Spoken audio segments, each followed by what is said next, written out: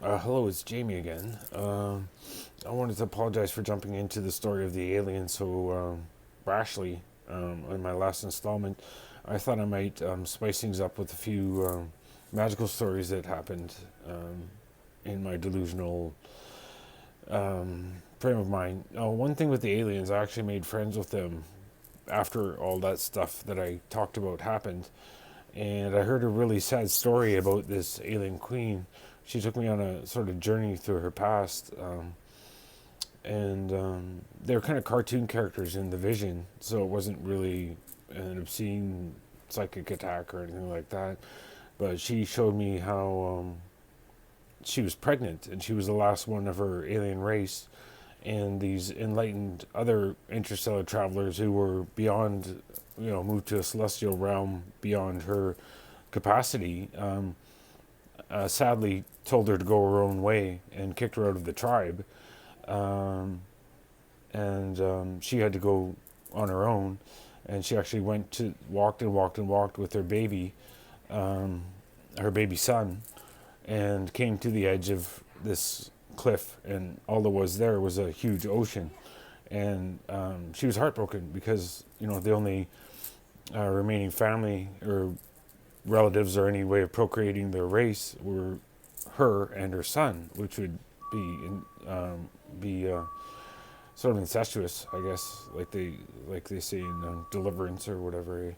Um, Anyways, it was very sad. I don't mean to draw that conclusion as a stupid one, but it was very sad. I think I cried, and then I had a vision that I went to this alien planet, and that we were friends. I was the human entourage or ambassador, and they invited me to their planet, and they had these huge towers that would sway in the wind, and, like that, and they're made of like an alloy, a precious alloy that we don't possess, obviously, on this planet, but. They drove around with cars, little cars. They're kind of basically like a bobcat, you know, pushing the lever forward and backward gives the creation and the foot pedals. And they were magnetic, and you could go as fast as you wanted towards a brick wall, and the magnet would stop you. And it would sort of like they drive around like this and not worry. They would float too with the magnet. Um, what else? Oh yeah, they came out with what it might possibly be the oldest coin in the universe, and actually I could draw a picture of it. It's basically a circle, like a penny, without any stamp or anything on it, and it had a triangle cut out of it, and the triangle was perpendicular to the final fold that kept the triangle attached to the penny. So it was sort of like a triangle of space and a triangle that was perpendicular that was cut out of the penny, if that makes sense. So that could be the oldest coin in the universe. I don't know. It's going to be hard to prove. Um, what else happened with the aliens? Oh yeah, one time I was on a spaceship, sort of like Star Wars or Star Trek, more like Star Trek than Star Wars, and we were investigating a planet. And what happened was we were like commandos gone to see if there's water there and how habitable the planet would be. There's no one on it, and we went to this huge lake that we tested out. The oxygen was good enough. We took off our helmets and tested the water. That was good enough. But all of a sudden, a huge monster came out of the lake and started trying to attack us. And we ran away, but we had to shoot them with our laser guns or guns, bullets, I don't know. And in order to save ourselves to get back to the ship to fly away. And we got back to the ship, and then we heard a huge voice saying, if you kill that infant, the parents are going to be very angry. And so we thought, oh, geez, well, we gotta somehow rescue this infant so that the parents of this infant wouldn't be retributive towards us on our little ship. So it's sort of like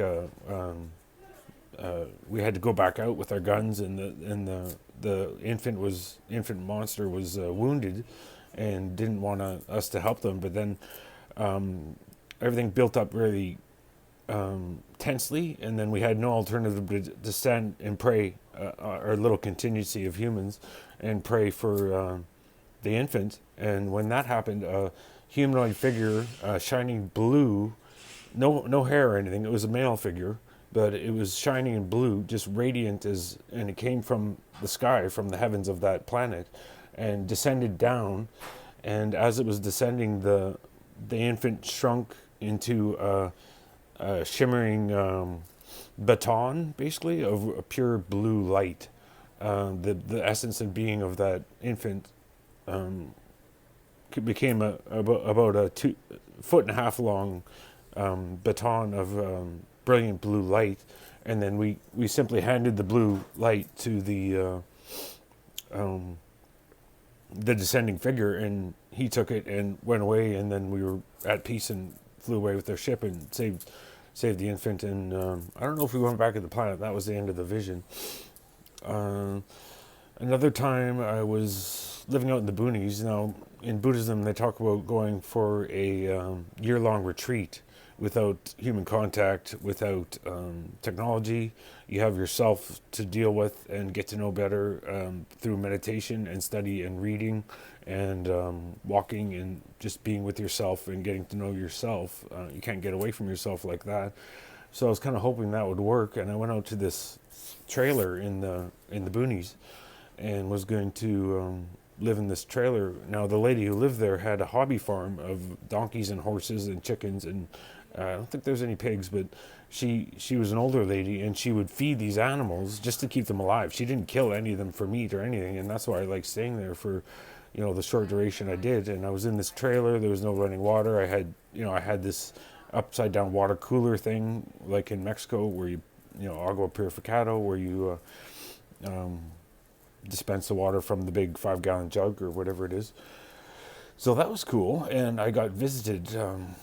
I had this puzzle in my being, and different people, different telepaths were trying to unlock this puzzle and get to my core center so that they could, I don't know if they wanted help. They were trying to get into my core center, and I wouldn't let them. I had this unsolvable little puzzle around my heart chakra that I only let one other person solve, and I'm not going to mention his name.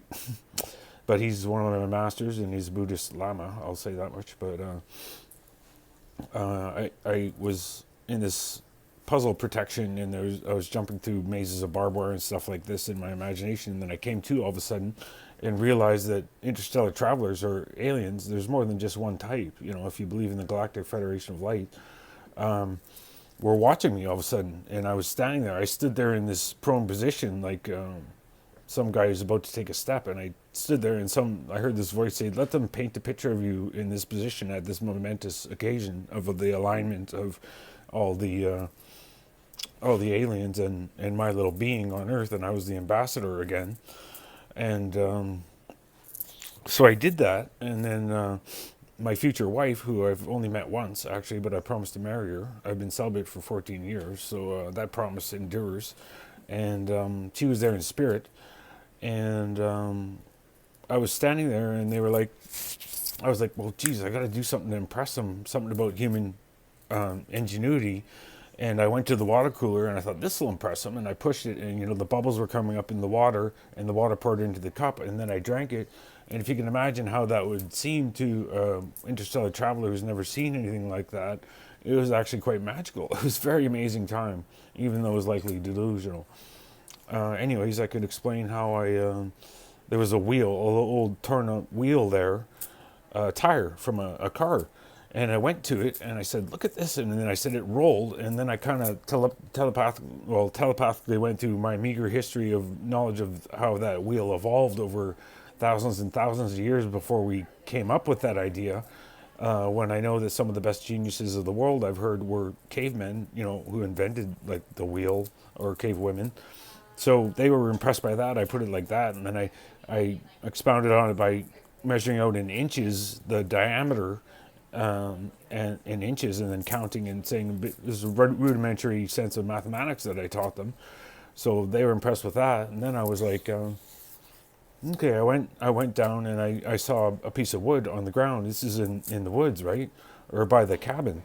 And I opened up the wood, and then there's an ant colony squirming around with larvae and stuff like that. And I went, look at that, you know.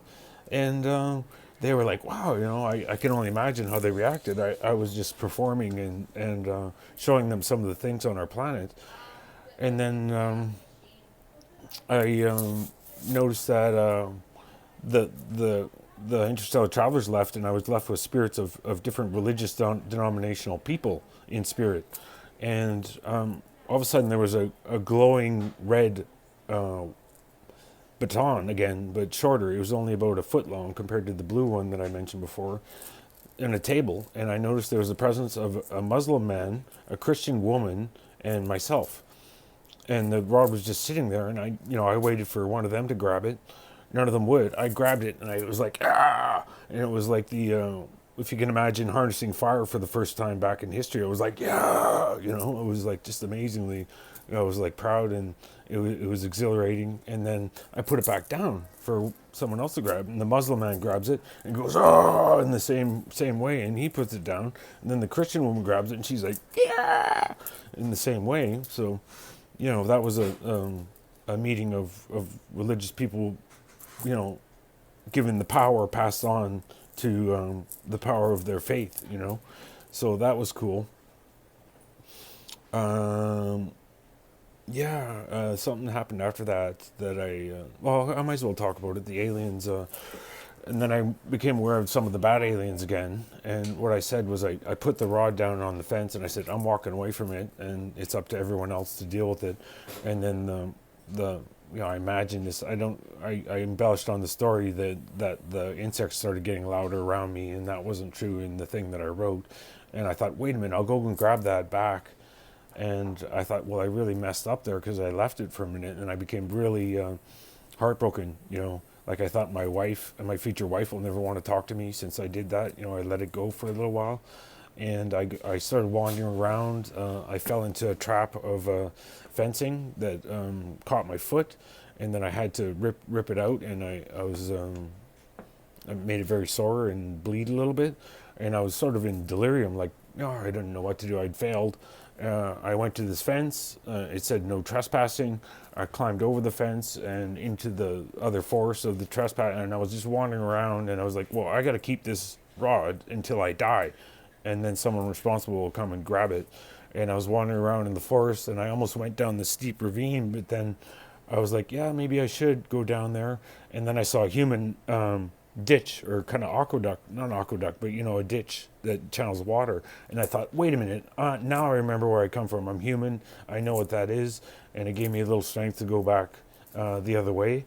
And then I crossed the other side of the fence, and there was a road there, a highway, just a road, a country road. And a couple cars went by, and I almost jumped out in front of them. Like, really, I almost jumped out in front of one of these cars. I was so ashamed and desperate. And then I eventually didn't, and made it back to the cabin. And what I did was I lit a candle. I had a little candle there, and then I put the rod over the candle to burn away and just dissolve, and it did. And then I took my medication and had a nice sleep. And then I woke up again.